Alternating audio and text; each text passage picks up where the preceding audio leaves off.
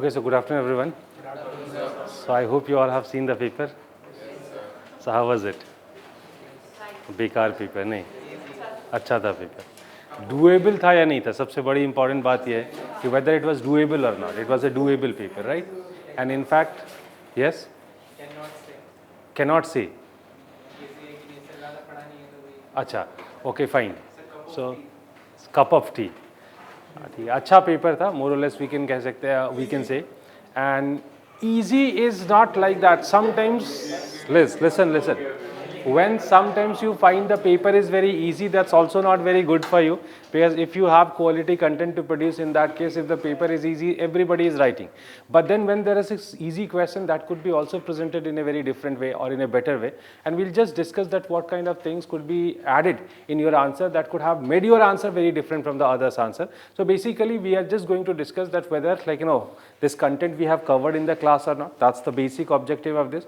And if we haven't covered, so whether the content that you do have, is it possible for us to write the answer with the help of the content that we have covered in the class or not. So these are basic ideas what we are, like, going to do. So the first segment is undoubtedly the map section. And when it comes to the map section, like, I must say there are a couple of sites which were very bakwas sites. Okay. And they have been asked, and these questions, like, of course, like, these are the sites which are not being covered in the class itself. Okay. So there are certain sites which were tough. I'm accepting it. But it does not mean that all the sites were very tough. Okay. And every year I always used to say that there are a couple of sites which are not doable. Okay. 2-3 sites are in every year. You'll find that such sites are there which are not doable, and it's not easy to cover those sites because there are certain very awkward sites have been asked, and in fact we'll just see about them. And as I was discussing, maybe tomorrow, or not, if not possible tomorrow, in that case day after tomorrow we'll come up with a kind of detailed solution of it. But right now, as I told you, that what is the purpose because of what we are having this session, right? So let's see the paper. शुरुआत करते हैं map वाले area से ही, ठीक है? So map वाले area से अगर हम करें तो let us see that this is the map, right? This is the map, and how questions were twisted. Let me tell you.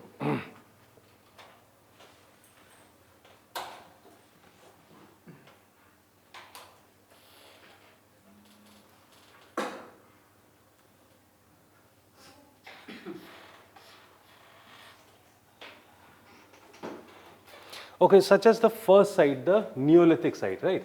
So this is the Neolithic site here, and in fact it's very tough, like, place, because normally we do not know or do not study about the Neolithic sites in this place, and we normally read about this Burjahom and Gufkaral, which is there in this part. So these are two Neolithic sites which are being studied by us. So this is, like, I'm finding little tough.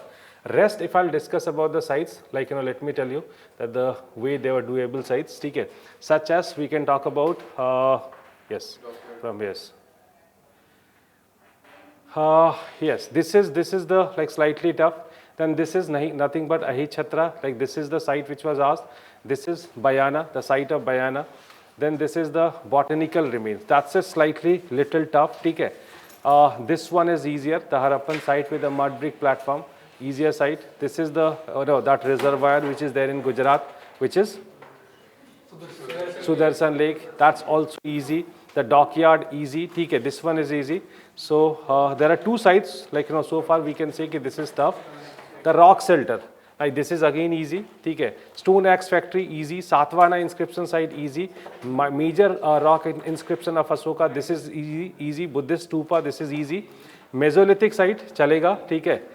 Iron smelting workshop. Okay. Now this has been asked in such a place where it may be, like, little tough for us. Okay. So this is the third side I find, I found problematic. The megalithic site, chalega ye. Okay. Temple site of dedicated to Surya, आसान है, ठीक है. Roman factory sites. Now normally we do not study anything with this particular aspect, the Roman factory sites. And then this one, the site of the mover coil, the temple of Tri, which is there in Tamil Nadu, ठीक है. Megalithic stone site. So 4-5 sites are there which are not doable. They are literally tough. I am accepting it कि they are literally tough. But बाकी के 15 sites ऐसा नहीं था कि हम नहीं कर सकते थे. Of course हम कर सकते थे. वो वाले sites ऐसे हैं. ठीक है. चलिए आगे चलते हैं questions में, main questions पे. इसके answers मैं आपको दे दूँगा. I'll give you the answer of these questions. Okay, the next question is coming to the Neolithic age represents a revolutionary, sorry, Neolithic age represents a revolution due to the significant changes that took place during this period. Then the tell word is very important. What is the tell word? Examine, right? So always the questions are being asked from this particular topic. There are two dimensions in these questions. Either the question is simply asking you to prove that it was revolutionary, and if it is being asked that it was revolutionary, so we have to always remember that Gordon child chacha. Gordon child uncle we have to write, okay? So you are going to prove it as a revolutionary period with respect to this Gordon child, right? So in this particular question, there are two parts. So in the first part, you'll be writing that revolution. It was a revolutionary thing. While writing it revolutionary, you need to remember, of course, that chacha, Gordon child. And then after that, you have to write about basically his diffuseness theory. That is very important because if we believe that it is a revolution, in that case, we need to talk about it as a, as a kind of, or as a result of this diffusion theory. So that is one aspect. And then there's a second aspect. Now, what is this second aspect which is saying it is not revolutionary, right? Or it's giving the counter argument. So there are 4 or 5 important arguments are there on the basis of that. Like we always say, it was not a revolutionary thing. So the way we can talk about the happening, right? So first of all, it was not happening in one place. Okay? It was happening in multiple places. The time frame is not similar. It is very different.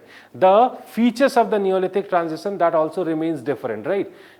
Because the same features are not being noticed, and that could be also discussed. Apart from that, the regional diversities, that's another important pattern. So these are couple of points we'll be listing, and then we'll be quoting all those scholars, those who have been giving the counter arguments.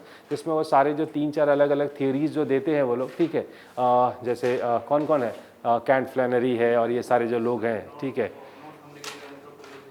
हाँ, cantt फ्लैनरी है और एक 3-4 और लोग हैं जो लोग ये आर्गूमेंट देते हैं कि ये इसका दूसरे तरीके से एवोल्यूशन है. So you need to write about that, okay, some other reasons for that, because of what these scholars are giving some counter argument, and that's how you need to write this answer. So at the end, you are supposed to write in the conclusion that it was not revolutionary, rather it was a transition. So the most important keyword is the transition of this particular question. Okay. Now this is again this question we have discussed in the class. The second question, ये तो exactly we have covered it in the class. Now the Indus Saraswati cultural zone exhibited both homogeneity and diversity. I hope you remember that after discussing this in the class, I told you to write one answer on this. याद है या नहीं? कि indigenous, this particular civilization is not about basically homogeneity. But then you don't need to write this answer only with respect to this homogeneity and diversity. Rather what you are supposed to do, you needed to write with respect to the historiography. ठीक है? कैसे historians है जो homogeneity पे बहुत emphasize करते हैं? Nationalist scholars है. क्यों नेशनलिस्ट स्कॉलर्स जो इसको होमोजेनिटी पे बहुत एम्फेसिस करते हैं? क्योंकि उनको ये दिखाना था, they needed to prove the glory of this civilisation, and that's the reason because of what they had been putting so much emphasis on what, the uniformity और लेट्स से द होमोजेनिटी. उनको ये दिखाना था कि इतना unique culture दुनिया में हो ही नहीं सकता था. In fact they have been making the comparison with other civilisation and they are saying कि in other civilisation this kind of uniformity is not mentioned. Of course while talking about this uniformity you needed to come up with certain examples, और आपको भी पता है town planning में कर सकते हैं, आप ब्रिक्स में कर सकते हैं, उनके वेट एंड मेजरमेंट सिस्टम में कर सकते हैं. तो ये सारी चीज़ें दिखा के आप बताते हैं कि एक यूनिफॉर्मिटी की बात होती है, बट उस यूनिफॉर्मिटी को ज़्यादा हाइप देने वाले कौन है? नेशनलिस्ट स्कॉलर्स है. ठीक है. और उसके बाद then you are supposed to discuss about this diversity. Now what is this diversity? In the recent historiography like we have started emphasising on the diversity, and then बिल्कुल you can write about it. ठीक है. आप सारे जो points है वो points, but ये points की यूटिलिटी उतनी नहीं, आपको वो पॉइंट में लिखना था कि ठीक है ये सारे पॉइंट्स है जिसकी वजह से हम होमोजेनिटी की बात करते हैं. Then you should have summed up like this part of the answer that it is basically a nationalist perspective to see और view the Indus valley civilisation. Then it comes to the diversity, which is the recent perspective. And in fact, in the recent perspective, you should have started your answer. The second part of the body, you should have started with this. He actually, in the recent times, the whole understanding of urbanization itself has gone through a change. And what is that? Now, urbanization does not mean about this uniformity, town planning, and all such kind of thing. Now we see urbanization as a process. सो सबसे बड़ी जो change है मैंने आपको बताया था कि अब अर्बनाइजेशन को हम ऐसे नहीं देखते हैं कि this is rural, this is urban. Now like as per the early view, now these are not being considered as a kind of like two opposite things. तो अब हम एक तो सबसे पहला जो हमारा पॉइंट ऑफ व्यू चेंज कर गया है कि now it is talking like we always talk about a kind of coordination between these two. The second thing, when it comes to diversity, that I told you very categorically that diversity is basically, diversity could be noticed with respect to many things. So एक एक करके हम बात कर सकते हैं. जैसे like couple of points you would have listed. City planning. Now city planning, there are differences. Somewhere there are two parts of it. Somewhere there are three parts. Somewhere there is no division in the city. Rather it's a unified, it's one city. It's not being divided. So like with respect to that you can talk about, like we can talk about the cultural differences, ठीक है, like different sort of cultures were there. In fact there was several sort of heterogeneity that could be noticed, ठीक है. Mother goddess के differences आप दिखा सकते हैं, आप ज्वेलरीज के बीच में differences दिखा सकते हैं, ठीक है, सॉरी बरियल्स के differences दिखा सकते हैं. लेकिन होता क्या है कि नेशनलिस्ट ने जानबूझ के उसको हाइड कर दिया, या फिर रिलीजियस डिफरेंसेस दिखा सकते हैं, ठीक है. आप अगर कालीबंगा को कोट करते हैं तो आपको पता है कि कालीबंगा में जो फायर अल्तास या जिस तरीके से वो चीज़ें मिलती है they are literally very important. या फिर उनके प्रोडक्शन एक्टिविटीज़ में देख सकते हैं हम ज़्यादातर वीट को सिग्निफाई करते हैं, जबकि राइस कल्टिवेशन के भी जो है एविडेंसेस हमें रंगपुर से और उसा से मिले, ठीक है, कालीबंगा से, फिर रंगपुर से या लोथल से मिले हैं. तो उस तरीके से आप बताएंगे कि बहुत सारे डिफरेंसेस हैं, और उन डिफरेंसेस को हाईलाइट करने वाले हिस्टोरियंस कौन है, रणवीर चक्रवर्ती और ये सारे लोग हैं जो उन डिफरेंसेस को हाईलाइट करते हैं. And this is the reason because of what we can see it with respect to the differences also. So we can't say that it was a very homogeneous culture, ठीक है. So the heterogeneities were very much there. So this is what you needed to write your answer. Romila Thapar का argument बिल्कुल लिख सकते हैं, लिख सकते हैं उनका, बिल्कुल लिख सकते हैं, ठीक है. Exactly.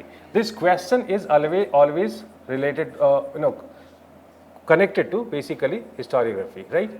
So historiography is undoubtedly one of the core parts of it, and you should have mentioned all these historians that you guys are referring. ठीक है, हम सबको लिखना चाहिए था. तो ये है इस क्वेश्चन का आंसर. तो ठीक है, ये इतना मुश्किल क्वेश्चन नहीं, आसान question. Next it is about the how do the comparative study of languages. Now this is something we have precisely done in our class, ठीक है, comparative study of the languages. I did tell you that there are different perspectives which are there with respect to the language. So first of all, the idea of languages evolving or taking birth from William Jones. He comes up with the concept of the Indo-Aryan concept, ठीक है. So like this person is coming up with the Indo-Aryan the Indo-Aryan languages, and once he is coming up once he is coming up with this concept of Indo-Aryan languages, and then the whole idea has been framed कि ultimately these people were outsiders or they have originated from same place, ठीक है, they have originated from the same place, and after that they are moving to different places, and that's how this linguistic similarities are noticed, ठीक है. On the basis of this linguistic similarities it has been proved कि the Aryans were from that side, later they are migrating to this side, and that's how it was discussed. But then there is a second discovery, and that was the discovery of Dravidian languages, ठीक है. तो Francis Francis Ellis is the person, ठीक है, who comes up with the discovery of the Dravidian languages, and he noticed the differences between the Dravidian languages. और उसने कहा था कि जो ये लैंग्वेज अलग है भाई और वो लैंग्वेज अलग है, इसका मतलब दोनों में ओवरलैपिंग नहीं है. अब इसके दो इंटरप्रिटेशन है. यहाँ से मैंने आपको बताया था कि दो तरीके के इंटरप्रिटेशंस हैं जो हमें देखने को मिलता है. एक which is indigenist, the second is migrationist, ठीक है. So there are some people, they talked about the reverse migration from this side to that side, right? And that's how they have been discussing. So basically, here you can talk about some other important historians also. So it's basically about the reverse migration. And one idea, first it evolved in the western side, and then further it is coming to India, and then there is a counterpoint, it evolved here in India, and then it further migrated to that side, right? So this is how this idea has been given. So basically this is the comparative study of the language, and with respect to certain scholars, and specifically two broader ideas. The ideas are basically indigenous and the migrationist. We had to discuss about this. Then it comes to archaeological sources. In archaeological sources we can talk about two different kind of sources. There is one inscription which is found over there, ठीक है, that is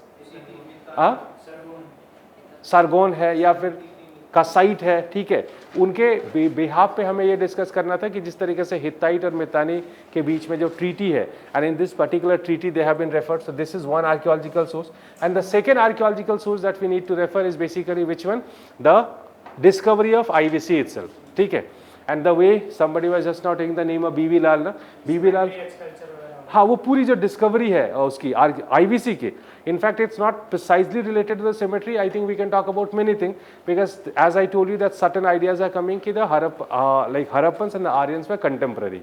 So that's how the discovery of like this archaeological sources, these are also like putting or throwing some light on the Aryan issue, right?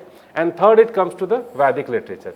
Now Vedic literature, you know that on the basis of Vedic literature also certain ideas have been given, ठीक है, such as they were either from outsiders, they were from Tibet region, from the Arctic region, so there are certain ideas framed on the basis of that. So it's a very simple question. Corpus of Vedic literature मतलब that whole Vedic literature is talking about, ठीक है. The homeland of the Aryans. Who were Aryan? The Aryan problem is like simply this. Who were these Aryans? Hari, हाँ बिल्कुल refer कर सकते, of course जो भी references हमें मिलते हैं, जो हम यूज करते हैं किसको लोकेट करने में, आर्यंस को लोकेट करने में, वो यहाँ पे लिखना है. अब इसको आप कई तरीके से फ्रेम कर सकते थे, ठीक है, इसको आप कई तरीके ऑफ कोर्स कर सकते हैं, ठीक है. अब इसको आप दो तरीके से विजुअली लिख सकते थे, either you could have dealt separately with this, this and this, this is one way of writing it.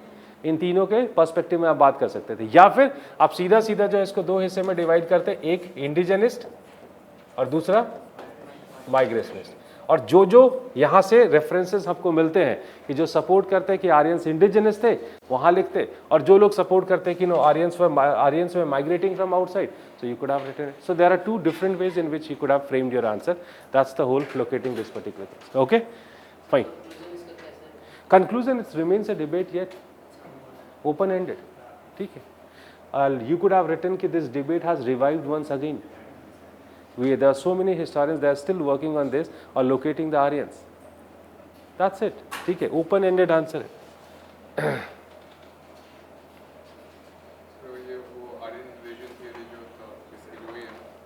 वो लिख सकते थे, वो रेफर कर सकते हैं कहीं पे. How far the Sangam literature acts as a window into the social and cultural tradition of ancient South India? It's a straightforward question. इसमें कुछ है नहीं करने के लिए, ठीक है. या आप जैसा लिखें, अगर कोई पढ़ के आया है तो हर कोई लिखेगा, ठीक है. ये पहले वाले पिछले क्वेश्चन की तरह ट्विस्टेड क्वेश्चन नहीं है, and it's not about the question which is having a kind of great concept as such that if you have the concept you'll be able to deal with it. ये कोई भी Tom Dick Harry है जाके वो लिख देगा, ठीक है. क्या लिखना है इसमें? Basically you need to write that first, like the definition of Sangam literature. What is this Sangam literature? So a basic description of the Sangam literature, what kind of literatures are falling in it, that's one thing. And then window into the social and cultural, ठीक है. So you just need to write about social, and you all know pretty well कि what are the things that we are supposed to mention in a social life. So in social life you are going to talk about a little bit about their polity, about their differences in the society, the gender relation in the society, and then like the caste system or the varna system in the society. So class structure in the society, everything you are going to write in the social structure, and then what are the information that we do have on this, ठीक है. In fact, you all know that the South Indian society is a Tinai based society, ठीक है. The eco zone based society, अलग अलग eco zones है, अलग अलग eco zones में अलग अलग society है, and in fact the concept of their prosperity was very much depending on their Tinais, ठीक है. जिस तिनाई से आते हैं उसके हिसाब से तय होता है ये कि वो लोग क्या ऑक्यूपेशंस करते होंगे, उनकी प्रॉस्पेरिटी क्या होगी. अगर कोई मरुतम से आ रहा है तो जाहिर सी बात है वो कैसा होगा, जाहिर सी बात है वो थोड़े से प्रॉस्पेरस कम्युनिटी होगी. अगर कोई कोस्टल रीजन से आ रहा है तो they will be involve in trade and commerce, तो वो उनके तिनाई से जो है वो सब चीज़ रिलेट करती है. And then you know about the Varna system and the caste system, like you know it's a very different kind of Varna system and caste system you can talk about. Then you can also discuss about their religious structure, what kind of gods were being followed, what were the Aryans or let's say Brahminical influence on this society. These are couple of aspects that you could have discussed in their society and culture. और आप लिखते कि सीधा सीधा ये सब हम संगम से ड्रॉ करते, तो इससे very straightforward question, इसमें आप जो है कुछ ऐसा कर नहीं सकते थे. Now moving to this question, analyze the counters of imperial ideology. Contours है. Analyze the contours of imperial ideology as exhibited during the Mauryan period. ठीक है. So this is one idea. We have discussed that in the class itself. That the expansion of Mauryan sometimes is considered as the Mauryan imperialism, right? So when it is considered as a Mauryan imperialism, so basically I must tell you that it is one idea or the view supported by both the colonialist as well as the nationalist people. So idea of colonization was not something new only in 18th century, but the idea of colonization could be noticed in India even in the Mauryan times also. The nationalists had been supporting this idea that India was also at that point of time, at least certain kingdoms in India, were so much glorious that they could have colonized all the parts of India. So these kind of perceptions were there. So basically the moment you talk about the colonization, why this idea is given, in fact on couple of times I kept on discussing about these things that the Mauryan inscriptions could be precisely noticed in those areas which were basically either very fertile or else you can find that they were very beneficial for the trade and commerce. या फिर मैंने बताया कि ऐसी जगहों पे मिलता है जहाँ पे बहुत रिसोर्सेज मिलते हैं, जैसे कोलार गोल्ड माइंस है, उसके पास हमें कौन सा मिलता है, हमें मास्की वाला इंस्क्रिप्शन मिलता है. तो कहते हैं कि ये लोग कहते हैं कि जहाँ जहाँ पे रिसोर्सेज थे, जो लोग इंपीरियलिज्म को सपोर्ट करते हैं वो बोलते हैं जहाँ जहाँ पे क्या है वो है, मतलब रिसोर्सेज है, ये लोग वहाँ वहाँ चले जाते हैं और वहाँ जाके क्या करते हैं, they just try to exploit the resources of the resources of the region. So basically he'll be writing about, he'll be writing about basically that imperial ideology, that on what grounds they are talking about this imperial ideology. And then it comes to the second one, the counter arguments. Like you need to counter, you need to counter this view also. Whereas now we do not believe that it was imperialism. There you can write the meaning of imperialism. First of all, imperialism is a modern phenomena, ठीक है. Imperialism जैसा कोई term ancient times में होता ही नहीं था, ठीक है, या मिडीवल टाइम्स में भी इंपीरियलिज्म जैसा कोई टर्म नहीं होता था. You always know that there was just one term in the medieval times, expansion. And I have already told you that in ancient and medieval time expansion is a reality. कोई भी empire और kingdom अगर अपने आप को expand नहीं करेगी तो उसका कोलैप्स होना तय है, उसका डिक्लाइन होना तय है. तो expansion is a regular phenomena, nobody could have refused it. And that's why we every kingdom we see that ultimately which is powerful was trying to expand, right. So when it was trying to expand, one more thing, that the moment you talk about imperialism, there are certain features inherent with the imperialism that you try to exploit the region which is imperialized by you, which is colonized by you in terms politically, economically, socially and culturally. यही करते हैं ना imperialism में आप. तो आप जब ये फीचर्स है तभी आप कहेंगे कि इंपीरियलिज्म है, और अगर ये फीचर्स नहीं है तो इंपीरियलिज्म नहीं है. Now on the contrary, if you see the Mauryan empire, Mauryans never tried to exploit it, ठीक है. And here you can write about that concept of Romela Thapar, which is basically metropolitan core and periphery. और मैंने कहा कि जो peripheral regions है जहाँ पे actual expansion दिखता है, उस actual expansion में क्या है, they are trying to build the things. They are not trying to exploit the resources. They were trying to build the thing. Like you can talk about the Satavahanas. Political integration आप कैसे बता सकते हैं.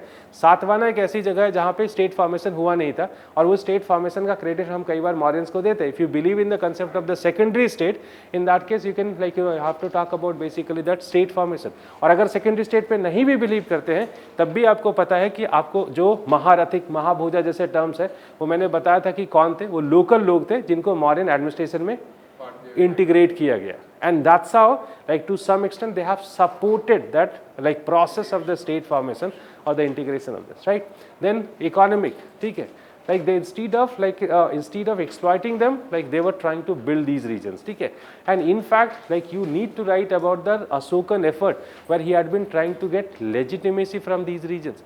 Ashokan inscription core area से ज़्यादा कहाँ पे है, बाहर की तरफ मिलते हैं. क्यों? क्योंकि अशोका उसके थ्रू लेजिटिमेसी लेना चाहता है. तो अगर इंपीरियलिज्म है तो फिर लेजिटिमेसी का कोई क्वेश्चन नहीं है.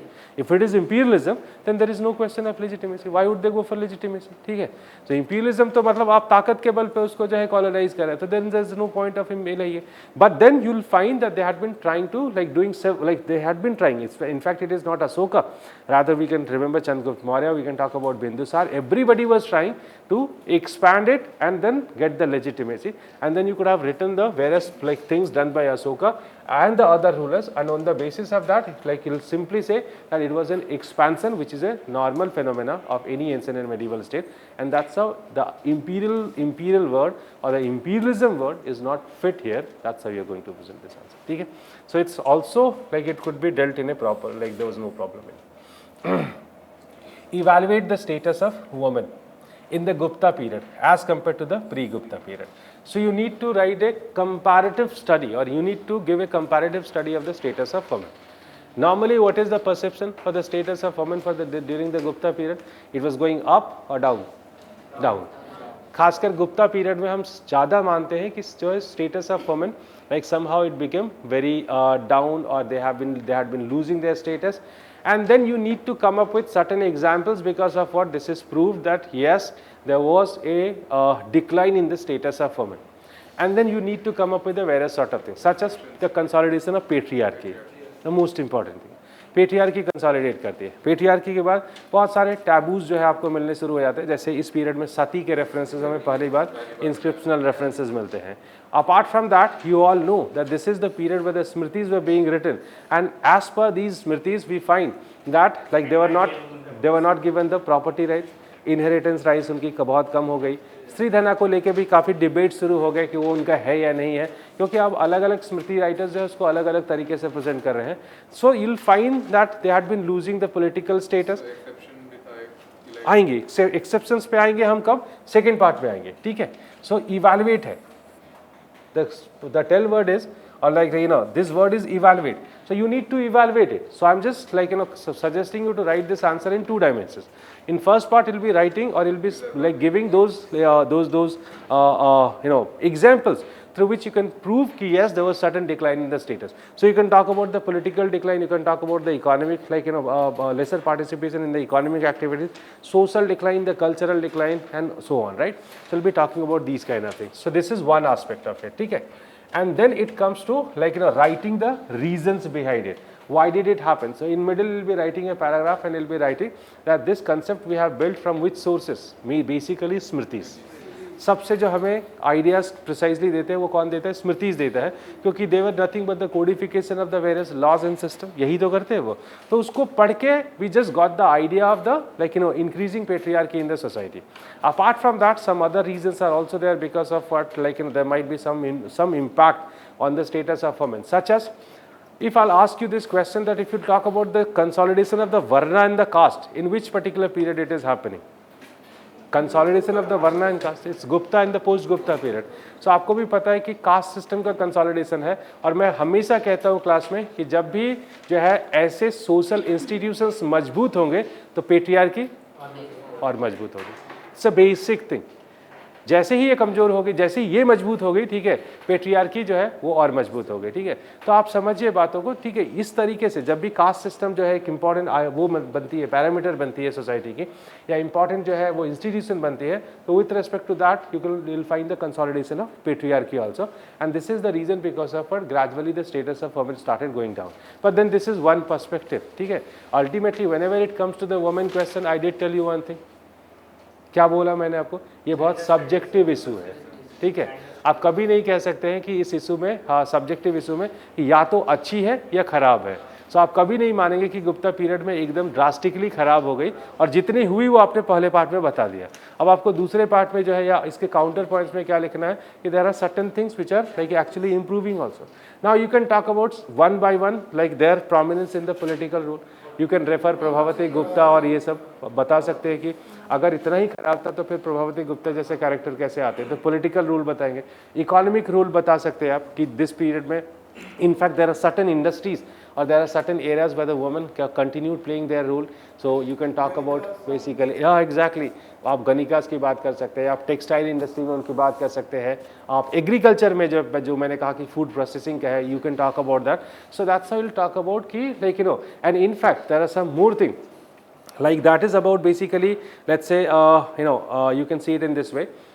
जैसे हम उसकी बात कर सकते हैं स्त्री धना की. ठीक है.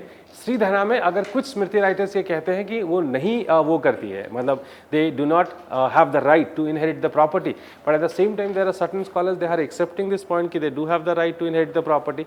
स्त्री धना को बहुत डिफाइन करते हैं प्रॉपर्ली. वो बोलते हैं कि फादर्स की नहीं तरफ से नहीं, इनफैक्ट मदर्स की तरफ, सॉरी जो इन लॉज की तरफ से भी जो गिफ्ट आया है उसको आप स्त्री धना में काउंट करते हैं.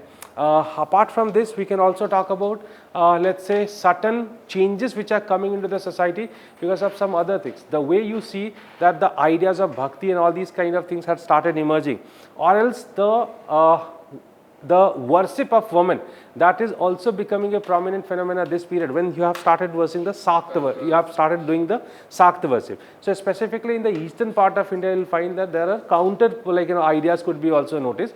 And in fact, when it comes to the practice of sati and all, so you'll be writing that sati was never being practiced in the society very frequently. Sati was always practiced rare in the society, and that's how we cannot say that there was a drastic decline of the status of women. Rather, we can say that comparative decline was there, but the status of women was still comparatively good, that we can discuss. ठीक है, so this is किसका लिख सकते हैं बिल्कुल. जब आपको सती दिखाना है तो आप एरर इंस्क्रिप्शन लिखिए पहले पार्ट में आंसर के.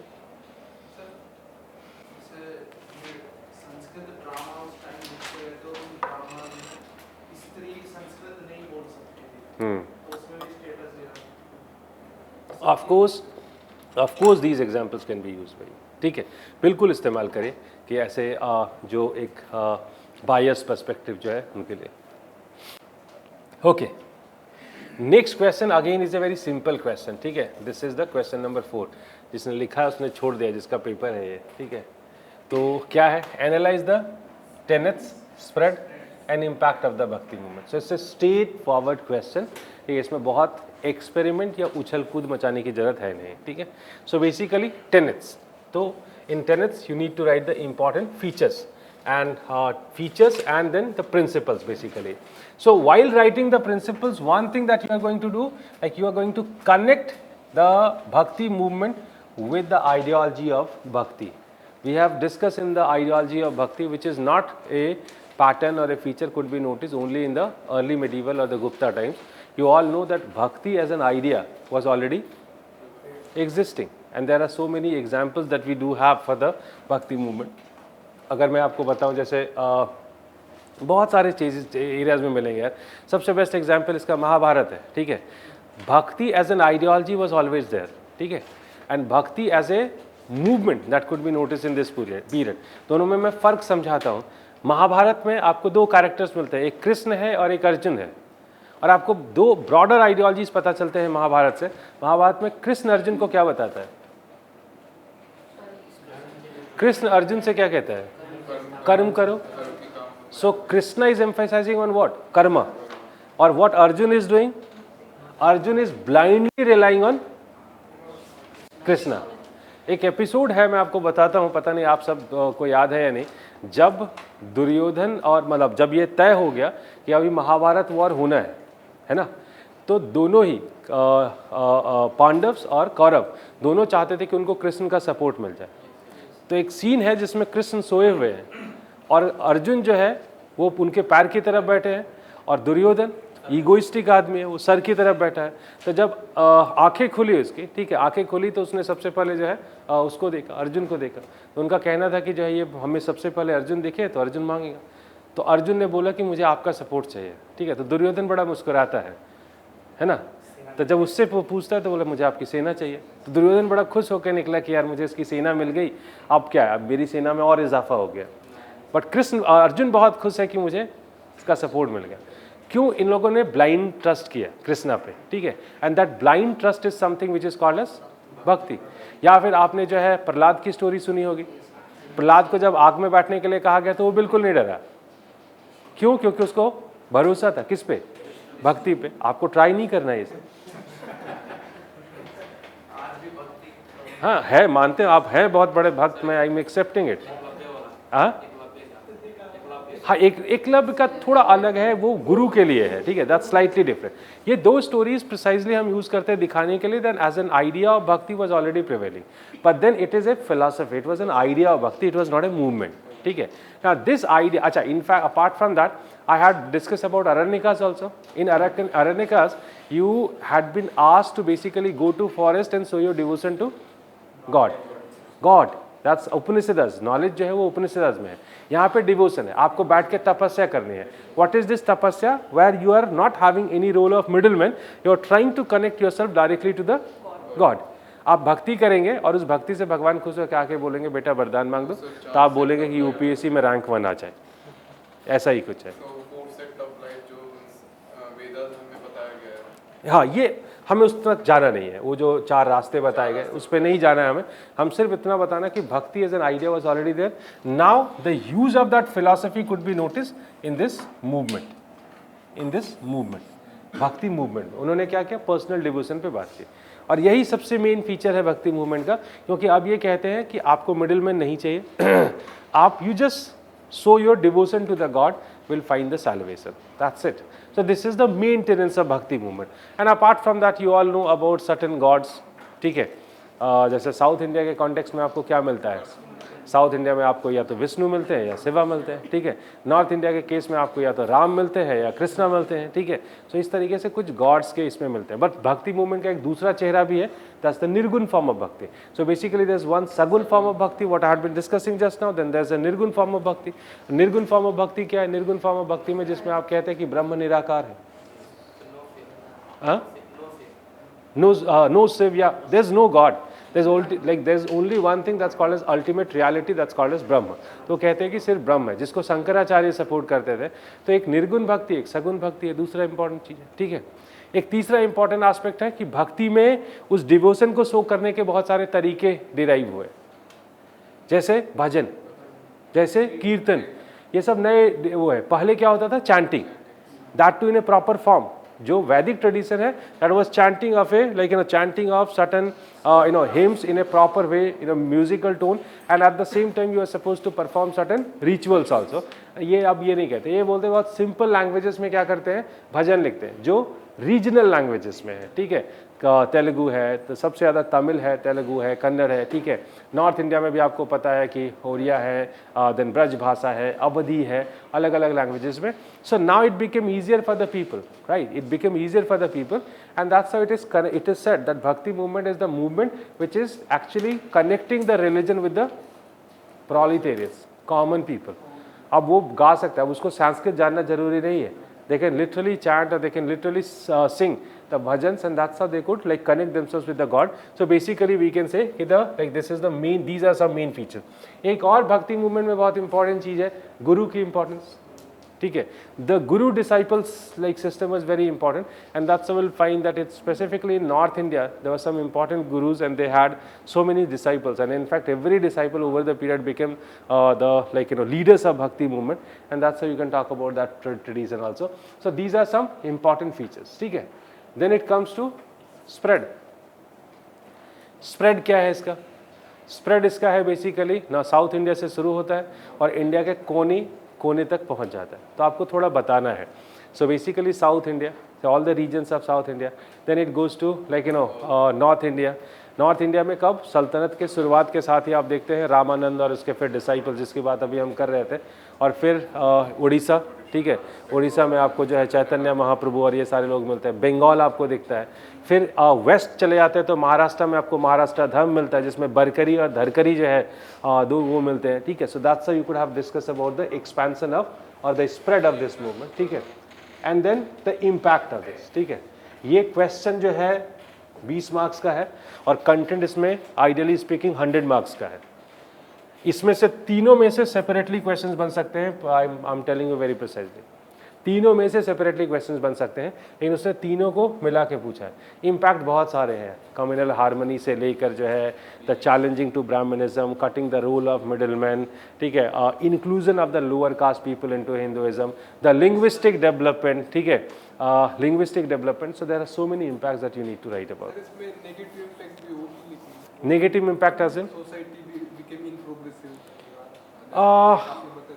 well look, bhakti analyze the tenets। मुझे लगता है कि the question as I told you it's having so much content, ठीक है, बहुत content है, बहुत content है। तो इतना content होने के बाद मुझे लगता है कि दूसरे डायमेंशन पे जाना थोड़ा मुश्किल होगा।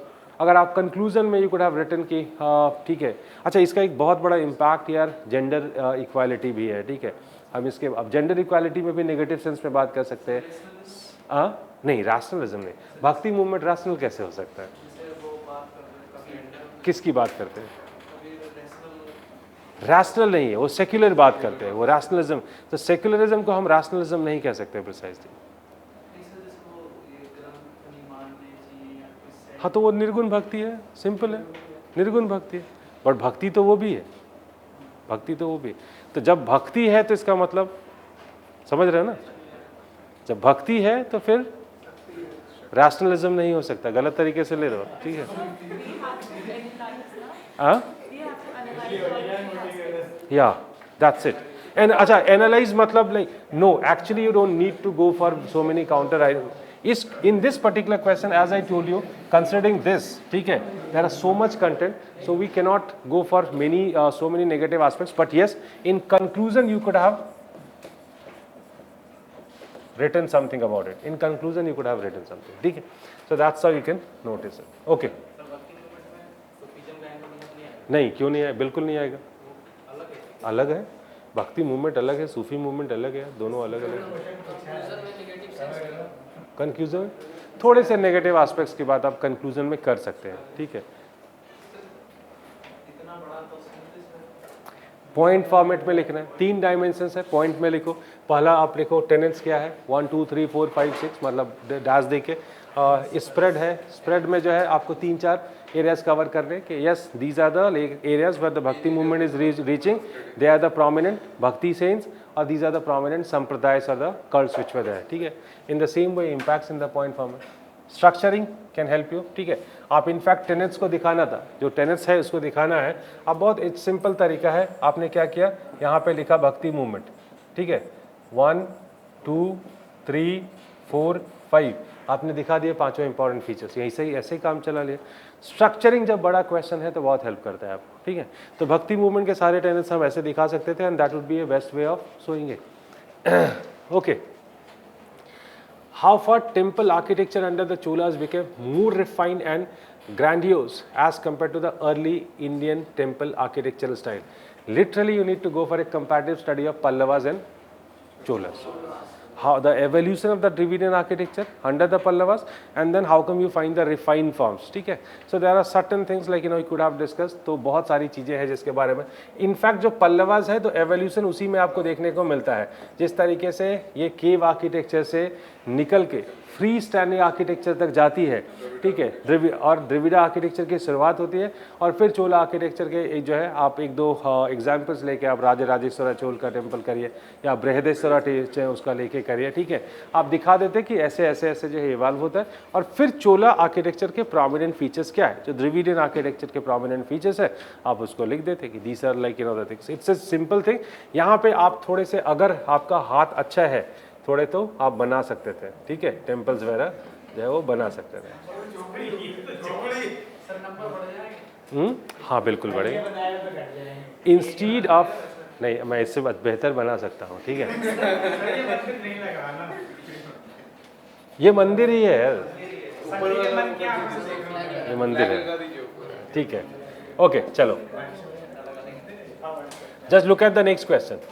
Is it correct to say that the post-Gupta period was remarkable for the expansion of the religious cults in India? That's a very important question. Listen it very carefully. ठीक है?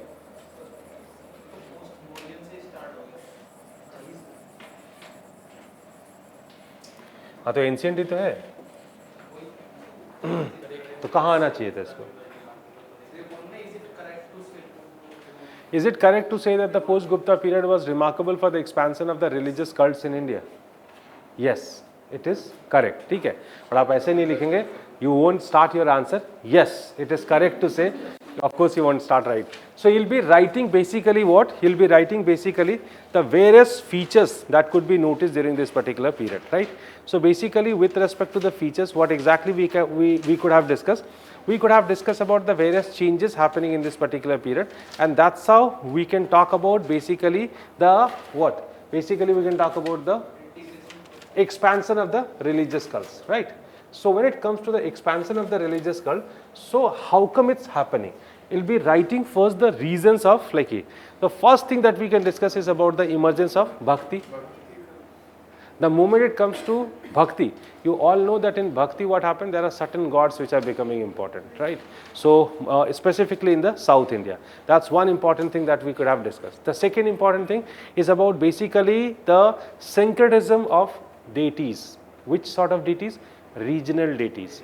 When Brahmanism was expanding with respect to the Brahmadeyas, so what exactly had been doing? At the same time, it was the process of integration, and not only the political integration but even the social and the cultural integration also. And when it comes to the social and cultural integration, so undoubtedly you will find the syncretism of the various deities, the regional deities और cults जो है वो मैंने बताया था कि किस तरीके से उनको जो है अडॉप्ट कर लेते हैं और साथ में कहानी जोड़ते हैं कि ये ऐसा ऐसा ऐसा है और that's how it's part of the Vedic gods. ठीक है. Apart from that, we can talk about the incorporation of the tribal rituals. So even in that particular perspective also you will find that these are happening. So these are some important changes that could be noticed. ठीक है. And here you must talk about one more thing, because of what this regional cults were consolidating, that the royal support to the regional cults like was also something which was somehow proving this idea, such as you can talk about the Palas supporting, let's say, Tantrism, ठीक है, or Vajrayana form of Buddhism. So that's how the royal support is also coming. So here you could have discuss about the various cults which were emerging, such as बहुत सारे cults हैं यार. आप Vaishnavism की बात कर सकते हैं, आप शैविज्म की बात कर सकते हैं, आप भागवतिज्म की बात कर सकते हैं, आप आप शक्ति की बात, शाक्त वर्शिप की बात कर सकते हैं, ठीक है, तांत्रिज्म की बात कर सकते हैं. तो आप बताएंगे कि बहुत सारे ऐसे कल्टिक बिलीफ जो है वो आ जाते हैं और जिसकी वजह से पोस्ट गुप्ता पीरियड में सारे डेवलपमेंट्स है. तारा इज ऑल्सो पार्ट ऑफ शक्ति ओनली. शक्ति को आप कामाख्या में देखो, दुर्गा में देखो, तारा में देखो, जैसे भी देखो वो शक्ति को ऐसे देख सकते हो, सब शक्ति है. So then you'll be more or less convinced with this statement कि yes, this is true, that or it seems कि there was a kind of remarkable expansion of the religious cults in India. Okay, that's it. Now coming to the part B. It's a halwa question.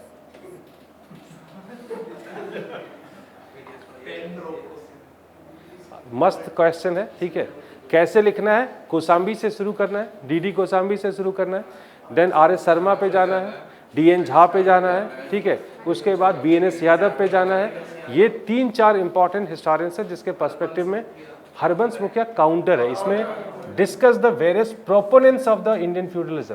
तो जो लोग support करते हैं आप उसकी बात करेंगे, जो लोग इसकी टांग खींचते हैं आप उसकी बात नहीं करेंगे, तो आप लोग सपोर्टर्स की बात करेंगे. तो various proponents of Indian feudalism, so it's about that. ठीक है. सो बेसिकली आप ये 4 हिस्टोरियंस हैं जिसके बारे में प्रिसाइजली आप बात करने वाले हैं और इसमें हमारे पास 10 मार्कर क्वेश्चन है, याद रखिएगा. तो ऐसा नहीं कि बहुत फैलने के लिए आपके पास स्कोप है यहाँ पे. हाँ, तो 10 मार्कर मतलब 150, बाकी में कहीं वर्ड्स नहीं लिखा होता है. ठीक है ना. किसके? ये सवाल मैं आंसर देते देते precisely I am telling you, मैं am tired, I am bored now. एक बात बताओ, यहाँ पे क्यों नहीं लिखा है? वो इधर लिखा है ना, यहाँ पे क्या लिखा है? इस क्वेश्चन में क्या लिखा है? यहाँ पे answer the following question in about 150 words each. जब हम आते हैं क्वेश्चन नंबर 6 पे, यहाँ पे कुछ ऐसा इंस्ट्रक्शन है आपको? इसका क्या मतलब है?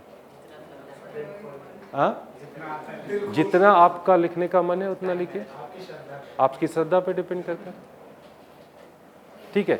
तो फिर भी आप इस वर्ड को लगातार पूछते हैं कि कितने वर्ड में लिखना चाहिए. ठीक है. आप क्यों पूछते हैं सवाल? यूपीएससी आपको लगता है यूपीएससी की इंक खत्म हो गई थी हिस्ट्री का क्वेश्चन बनाते समय? अब उतने लिंक में वो इतना ही लिख सकते थे कि कंपलसरी क्वेश्चन में बोल सकते थे कि यार मैप का डिस्क्रिप्शन 30 वर्ड्स में देना है और ये वाले कितने वर्ड में करने हैं? 150 में. बाकी में अगर वो लिख देते तो उनका इंक खत्म हो जाता, पेपर नहीं छपता, फिर एग्जाम कैंसिल हो जाता, etcetera etcetera etcetera.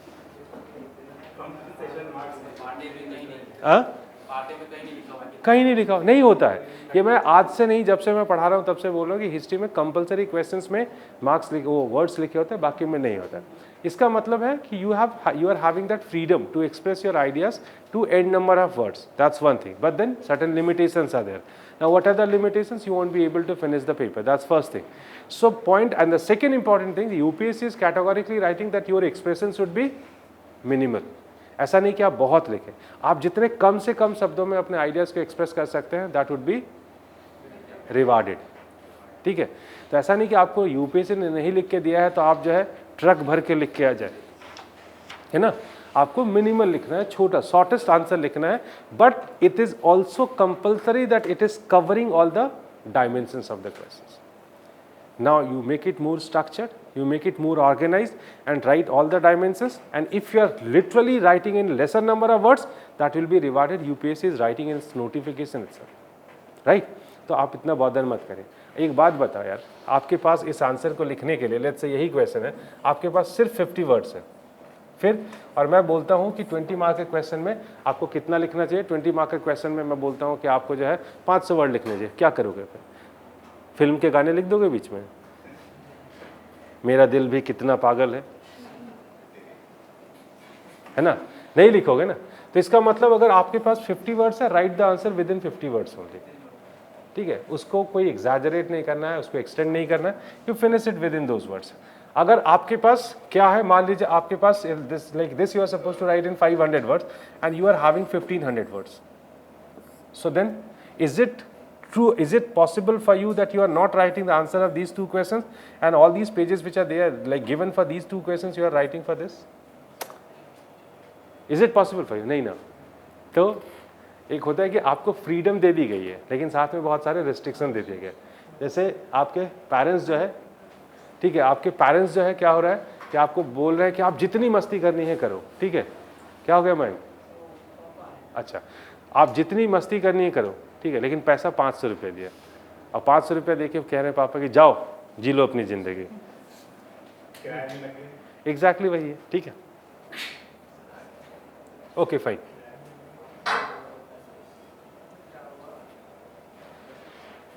Second question is examine the defects in Al-Biruni's assessment of Indian society. Examine the defects in Al-Biruni's assessment of the society. अब इसमें दो तरीके के क्वेश्चन आ सकते हैं. What is the Al-Biruni's assessment of the Indian society? That's one thing. And the second, like you need to identify or find the defects in that. So of course there are so many wrong descriptions of the society that has been given by Al-Biruni. So there are several kind of defects you can find. And why are these defects as in the way he discusses about the Varna system or the caste system in India, there is a defect. He is discussing about the Brahmanism, he is discussing about the cultural worship, the idol pattern, the status of women. So he is writing about the various aspects of society and everywhere you will find that there his description is problematic. So you just need to discuss about the defects in his description with respect to points or in certain points. Okay. These are the wrong description of Al-Biruni that we do find, and then you need to write ki why these defects are there. It's a very simple reason for these defects. Al-Biruni's study or Al-Biruni's writing is not based on his based on his observation, rather it is precisely based on the study of Indian classical text. Al-Biruni, the moment he entered into India, do you know what he did? He went to Banaras directly. He stayed there for I guess 1 year और उसने संस्कृत सीखा.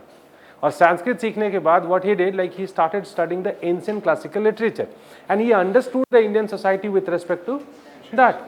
तो अभी उसकी understanding Indian society के लिए कैसी है? जैसे गुप्ता पीरियड में जो टेक्स्ट लिखे गए, स्मृतिज लिखे गए या फिर बाकी चीज़ें लिखी गई, तो उसमें जिस तरीके की सोसाइटी डिस्क्राइब्ड है वो उसको वही दिखा. तो he is giving a kind of ancient perspective on Indian society rather than 10th century perspective on Indian society. क्योंकि from the Gupta period to let's say 10th century there are several changes that have happened in Indian society. As you all know that early medieval period is done and in fact there are so many changes in the society that could be noticed in early medieval period. हमने वो किया है, आपको पता है कि early medieval period में बहुत सारे transformations हमको देखने को मिलते हैं. So this is the main defect in his writing that you are not supposed to write. Okay, then it comes to discuss the importance of Sufic literature as an important source of history. Okay? Now, Sufi literature. So, of course, you need to define what is the Sufi literature. Sufi literature में दो तीन तरीके की चीज़ें आती है, ठीक है? नहीं, वो सूफी टाइप्स ऑफ सूफी मूवमेंट्स है. मैं कह रहा हूँ सूफी लिटरेचर में दो तीन तरीके की चीज़ें आती हैं. आएगा कैसे आएगा मैं बता रहा हूँ. There are 2-3 things. Listen it. The first is basically the hagiographies of the Sufi saints, right? Hagiographies of the Sufi saints. The second is the Malfuljat literature, ठीक है? And the third is basically the writings of some people, those who are not part of Sufism, but they were very close to Sufism, like Amir Khusro and all. तो ये तीन तरीके की writings है. मसनवीज भी आएंगी, ठीक है, मसनवीज भी आएगी, आप उसको भी ले सकते हैं. So basically these 3-4 types of literature are there which are basically included in the Sufi literature. And now how come they are helping us to understand the society and the society of that period. So there are, like, couple of things, one by one we can discuss. When it comes to political information, do you literally believe that the Sufi literature is going to incorporate several information on the political domain? नहीं, कम बात करेंगे, but कुछ reasons है जिसकी वजह से political information हमें मिलती है. ध्यान से सुनिए. जैसे अमीर Khusro, he was the linkage between the polity and the Sufism. Amir Khusro was a court poet, but then he was very close friend of Nizamuddin औलिया. बहुत दोस्ती थी. मैंने क्लास में भी बोला था कि दोस्ती इतनी थी कि जिस दिन निज़ामुद्दीन औलिया मरे अगले दिन अमीर खुसरो मर गए. तो इस टाइप की दोस्ती थी. उसके, हाँ एग्जैक्टली बगल में. तो बहुत कर्री वाली दोस्ती थी दोनों के बीच में. ठीक है. तो और अक्सर दोनों जो है बहुत सारे कॉन्वर्सेशन में या डिस्कोर्सेस में जो है इन्वॉल्व रहते थे. वो डिस्कोर्सेस किसने लिखा है? अमीर खुसरो ने लिखा है. तो ठीक है. तो उस तरीके से हमें थोड़ा पॉलिटिकल पर्सपेक्टिव भी पता चलता है. या फिर कुछ ऐसी चीज़ें पता चलती है जब कोई कॉन्फ्लिक्ट्स होता था दो रूलर और सूफी सेन के बीच में. जैसे गयासुद्दीन तुगलक के टाइम पे आपने देखा है. ठीक है. जैसे निज़ामुद्दीन औलिया और गयासुद्दीन तुगलक का जो कॉन्फ्लिक्ट है, कुछ ऐसे कॉन्वर्सेशन मिलते हैं हमें. तो एक एस्पेक्ट जिसकी वजह से थोड़े पॉलिटिकल इन्फॉर्मेशन मिलते हैं. दूसरी, there are certain Sufism like Sufisms or the Sufi, like certain sects of Sufism, they were very close to state, such as Suravardis. Suravardis क्या करते थे वो लोग? they had been accepting the bureaucratic post to the official post, specifically जजेस के या सदर सुदर के चैरिटेबल डिपार्टमेंट जो होते थे, तो उसकी वजह से थोड़े आइडियाज़ हमें उनकी राइटिंग से मिल जाता है. ठीक है. But then when it comes to the next domain is basically society. So economy of the society or the rituals or other thing, like they are beautifully discussed in Sufi literature. Why? Because the Malfuzat, ठीक है, which is considered to be the communication between two Sufisans, या उनके letters होते थे जो बाद में उसके डिसाइपल्स यूजुअली कंपाइल करते थे, जो हमें मोइनुद्दीन चिश्ती के उसमें भी मिलता है, बाद में कंपाइल करते हैं. तो उस तरीके के लिटरेचर से तो हमें सोसाइटी और इकोनॉमी के बारे में, इन सब सारी चीज़ों के बारे में बहुत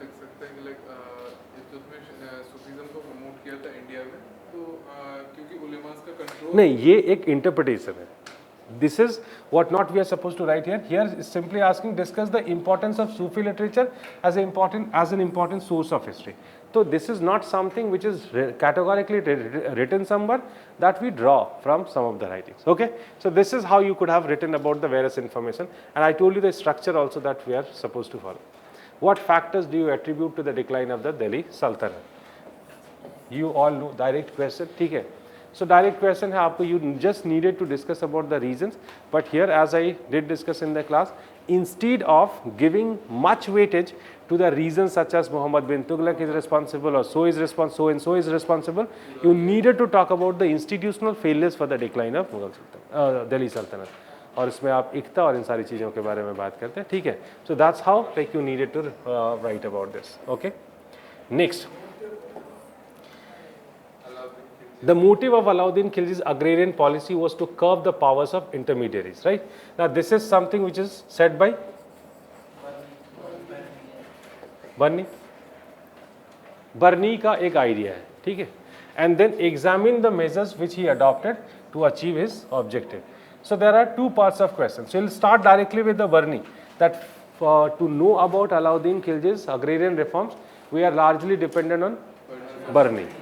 And Barni is giving these are several measures adopted by him, and then you could have written कि this is considered, as per Barni, this is considered to be one important motive, that he wanted to basically control the intermediaries. और वो आपको पता है कि क्या क्या किया, बर्नी कैसा डिस्क्रिप्शन देता है, थोड़ा बहुत लिख सकते हैं आप उस पर कि okay these are the things which were done by him and that's how like it happened. And then it comes to the examine the measures which he adopted to achieve. Now this you need to discuss with the modern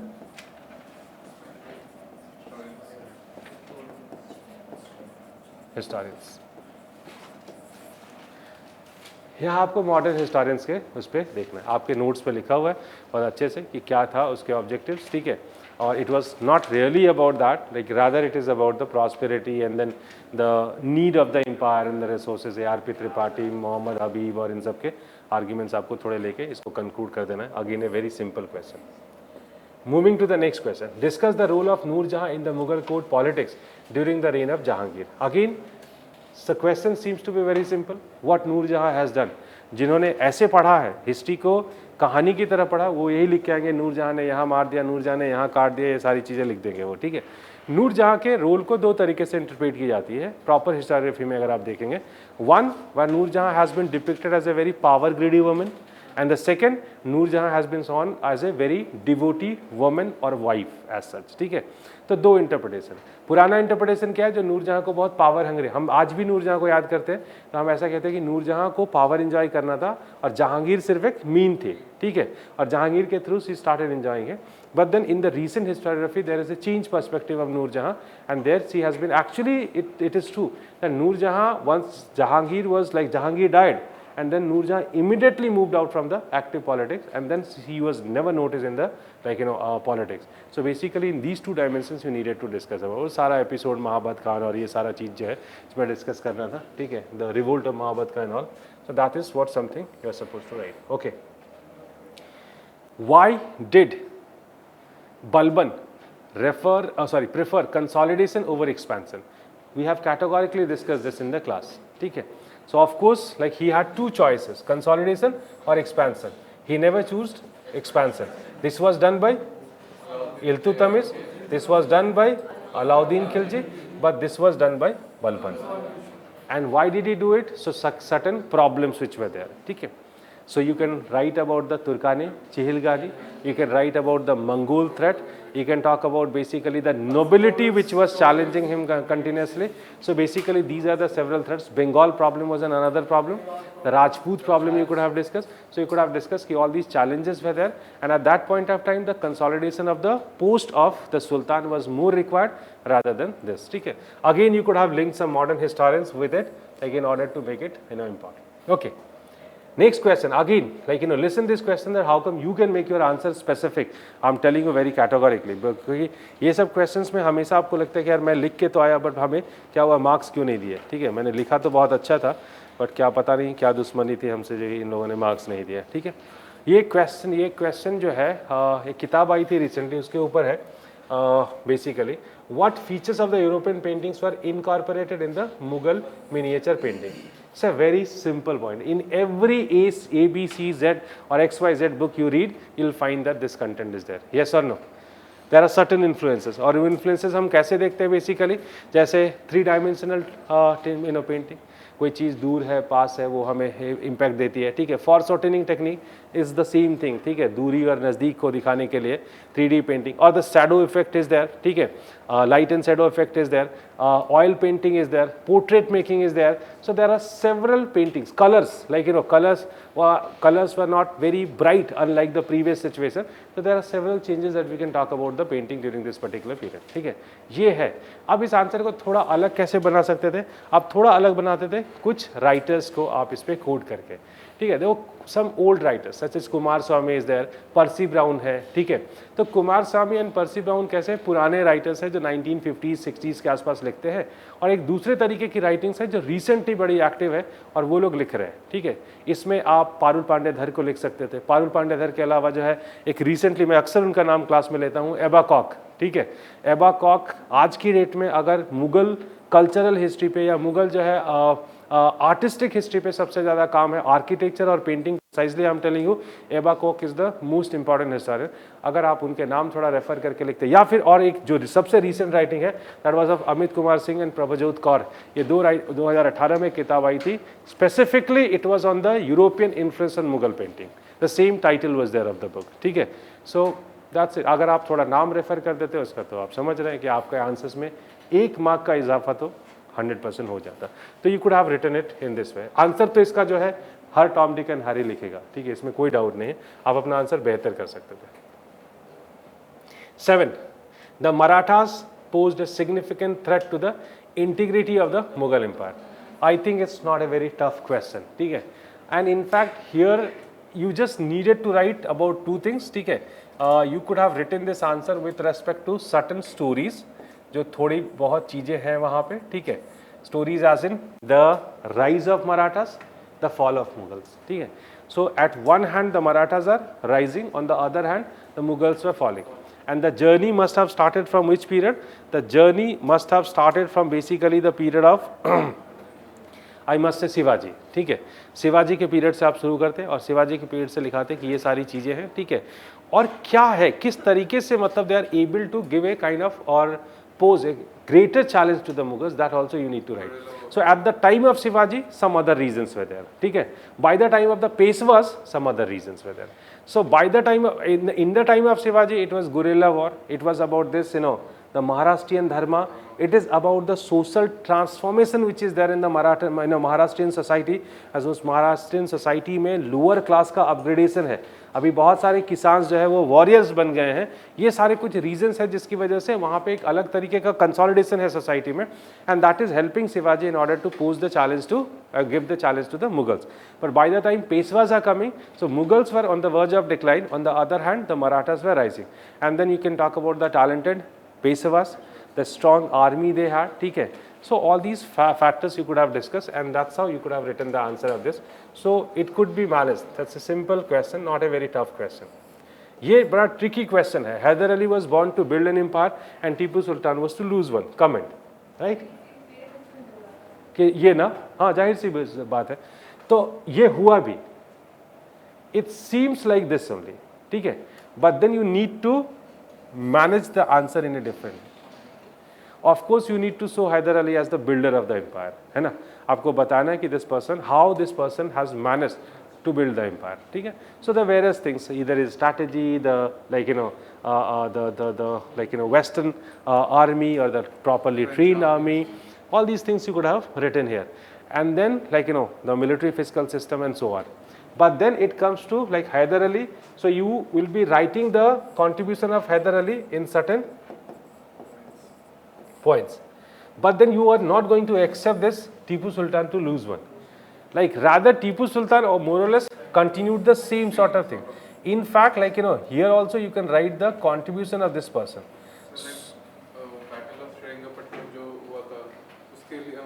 हम आते हैं नहीं, पहले तो आप लिखेंगे कि there is no as such like you know Tipu Sultan cannot be considered as the reason for the fall of the Mysore state. Then you'll be writing that yes, like he also contributed in this line, and then you'll be writing the third part in this answer. You'll be writing the reasons behind the failure of Mysore. क्या reasons है failure of Mysore के? There are so many reasons that you could have listed. So the first is Nizam and Marathas के बारे में बात करेंगे, ठीक है. Then the consolidation of British East India Company. By 1799 they have become immensely powerful. उनके हाथ में areas और resources बहुत आ गए थे, ठीक है. And like you know, sorry, technological benefits, ठीक है, strategical benefits, so many things that you will be writing. But at the end you won't accept this point कि Tipu Sultan was supposed to lose it basically, ठीक है. Okay. Analyze the rise of Sikh under the Ranjit Singh. Again the straightforward questions, ठीक है. So here you need to write about the various factors which supported Ranjit Singh in order to build this Sikh empire, ठीक है. So here like you can write about so many things, ठीक है. So you'll start with the missile concept. First of missiles, okay, how come after the fall of Banda Bahadur, Sikhism got divided into various missiles and they remain as political power, but they were very much divided one, ठीक है. It's not any unified power, that's a divided power. Then you'll be writing from in the main body part of the answer, you'll be writing about the contribution of Ranjit Singh. What are the things done by them? तो आपको भी पता है, consolidation of the empire, थोड़ा सा convince करके, थोड़ा सा war के through, ठीक है, पहला चीज़ है. Convince भी करते थे लोगों को अपने साथ लाने के लिए. The second is about the again the modern army. Then you can talk about the very strict administration, ठीक है.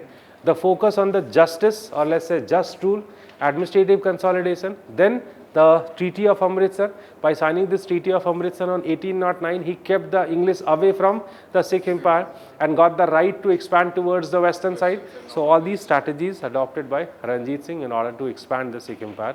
So it says also the British were keeping Ranjit Singh on this point so that the Russians could not interpret. You can definitely write कि somehow buffer state. Yes, of course you can write it. ठीक है. So that's it. Okay. Moving to the next question. Mughal architecture was syncretic in character. Comment. बहुत आसान question है यार, ठीक है. बहुत आसान question, बस पता होना चाहिए खाली. खासकर इसमें सबसे जो important चीज़ है, आप लिखेंगे कि Mughal architecture is known as Indo Persian architecture. right? It's known as Indo-Persian architecture. So that is quite clear. Again, you can refer Ebba Koch. She is working a lot. You can refer that person, A.L. Bossum, ठीक है? ये सारे या summer Rizvi की आप बात कर सकते हैं. ये सारे लोग हैं जिसमें जिनका इस पे contribution है. इन लोगों का क्या study है? They always talk about the integration of these. So first of all, the integration of the Mughal architecture, Persian architecture and Indian architecture was not starting from the Mughal period. It has already started in which period? सल्तनत period. और सल्तनत period में कुछ reasons है जिसकी वजह से जो है वो सिमिलरिटीज मिलती है. ज़्यादातर जो शुरुआती आर्किटेक्चर्स है वो कैसे है, जो upper part of the temple was demolished, the garbhagriha was demolished and then they were just changing the upper structure. So the trabeate was change with the arcuate. That's it. ये सिंपल है. तो नीचे के पार्ट तो same ही रह गए ना, बाहर से जितनी भी उसकी डेकोरेशन है या जो इनकार्विंग है that remain similar. And this is the reason because of what it started. So शुरुआती में it was compulsion because of what you'll find the continuation of the same features. But then this particular thing is getting changed a lot during the period of Akbar. Akbar had literally started this particular character in the architecture. अब कुछ reasons मैं बता रहा हूँ, ठीक है, ध्यान से सुनिएगा. Akbar was very influenced by Rajputana architecture. And that's how several Rajputana features could be noticed in his architecture. अब आप उसके एग्जाम्पल दे सकते थे, जैसे छत्रीस और द कियोस्क, ठीक है. जो राजपुताना बिल्डिंग की खासियत है, जो कॉर्नर्स पे बने होते थे, वो कियोस्क आपको देखने को मिलेगा. छज्जा, जाली, राइट, परफोरेटेड विंडोज.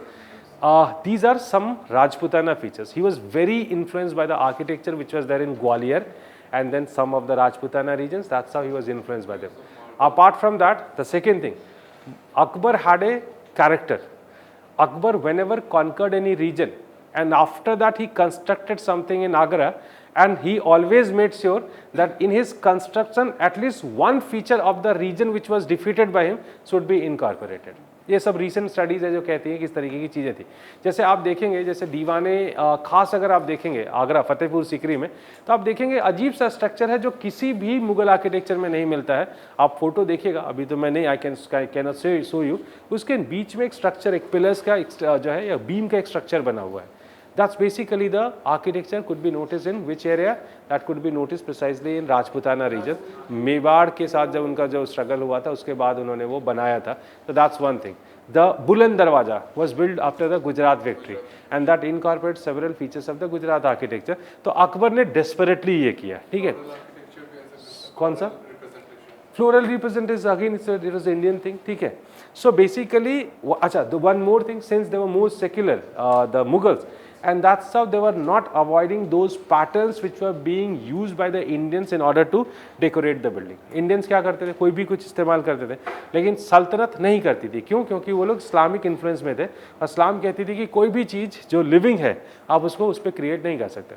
इसलिए इस्लामिक आर्किटेक्ट सल्तनत पीरियड में आपको सिर्फ जो है वो मिलेंगी, कुरान की आयतें मिलेगी बिल्डिंग में, जबकि मुगल आर्किटेक्चर में वो रिप्लेस हो जाती है और जिसमें बहुत सारे बेल्स, मोटिव्स और लिविंग थिंग्स भी जो है उस केस में आ जाते हैं. So these are certain changes that could be noted. So that's how we can talk about this. ठीक है, simple question. Moving to the next question.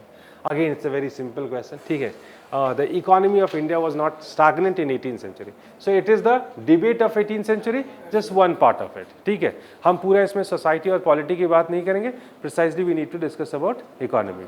So there is one set of idea, the imperialist, nationalist and then Marxist as well. वो सब क्या बात करते हैं?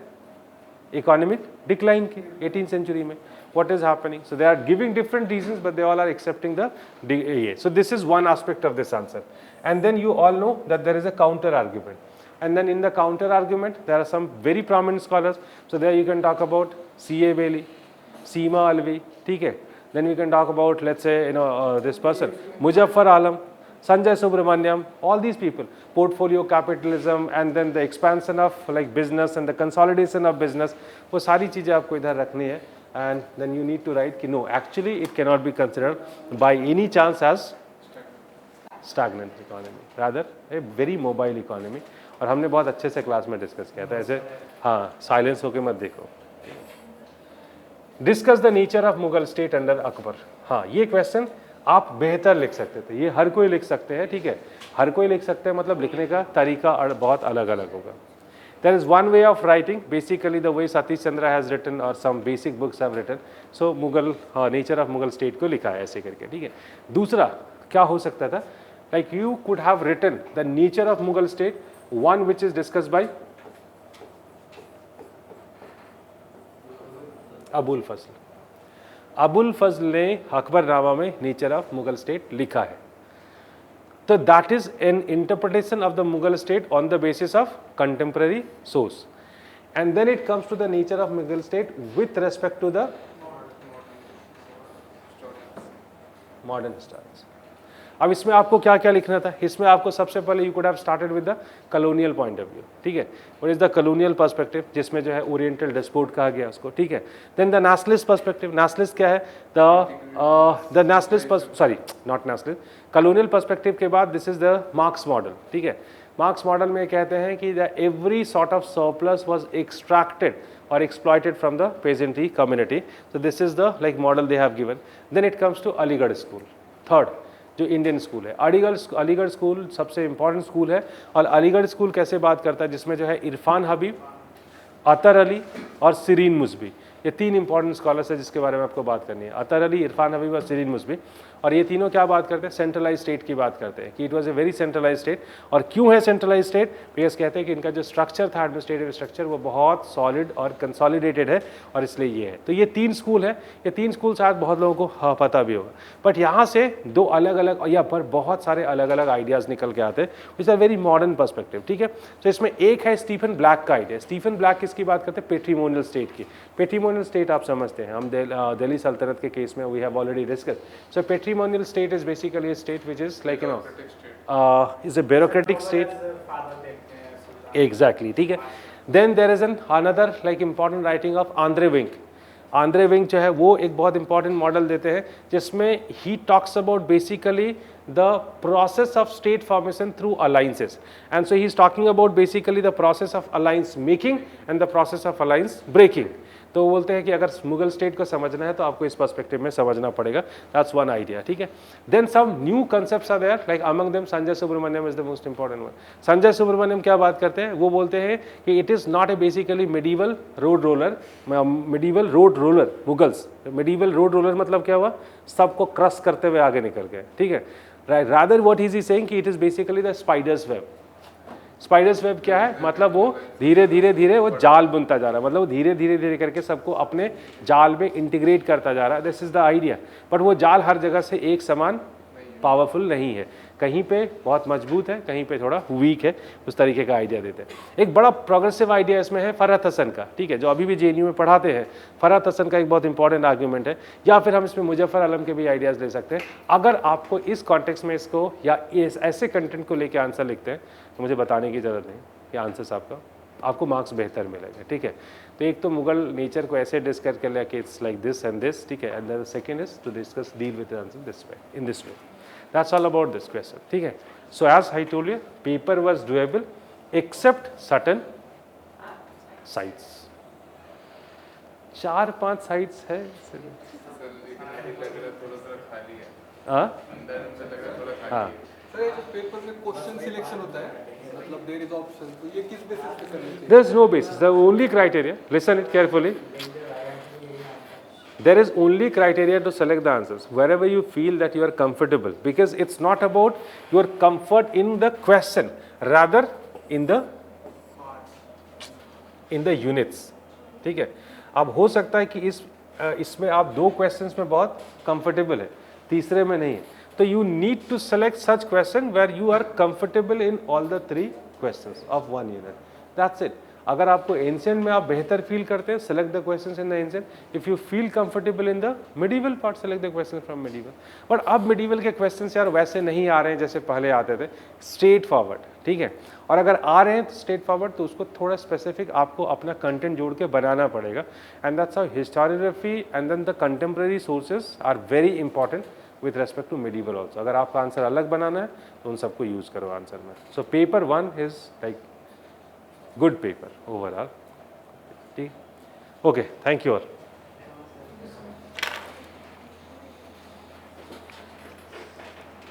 Now you